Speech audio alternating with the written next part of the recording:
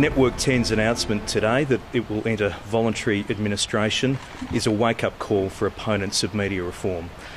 Today is a day to pause and think of the staff of the 10 network. Can the Minister share with the Senate what the Turnbull government is doing to protect Australian jobs in the media industry? While the debate on media reform heats up, Senator Fifield has contradicted himself about Australian media in a matter of days. Well, the greatest threat to the diversity of the Australian media would be an Australian media organisation that didn't continue, that went out of business. Minister, earlier this month you sent a letter to the Chairman of the Board of West Television in Perth advising that the TV station must transition to an online-only service after June the 30th, 2017.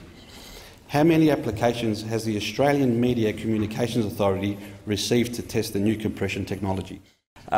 Colleagues may be aware that there have been around the nation a number of community TV stations such as Channel 31 in my home state of Victoria, and that referenced by Senator Giorgio. I think it was late 2014, the previous Communications Minister wrote to the community TV stations advising them that there would be a conclusion of their access to the spectrum that they use. Subsequent to that, community TV stations around Australia asked for a one-year extension of access to spectrum, which I granted. That was due to conclude at the end of last year. Community TV stations asked for a further extension of 6 months, which I again granted. The access to spectrum is scheduled to come to a conclusion at the end of this month.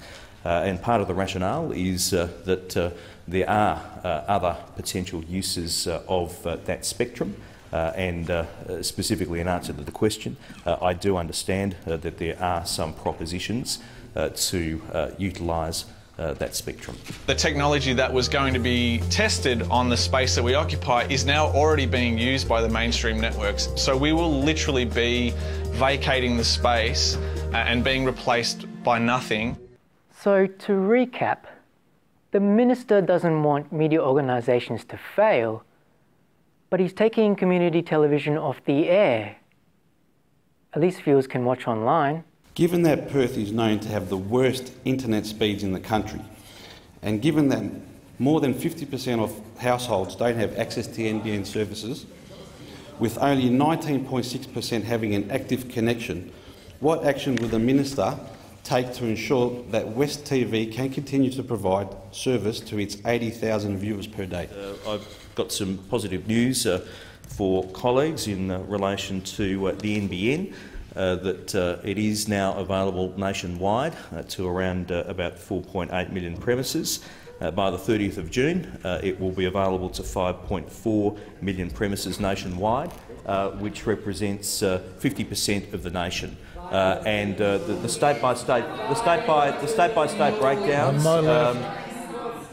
How can community broadcasters survive with an online-only model when Australians have slow internet and most are still watching free-to-air TV?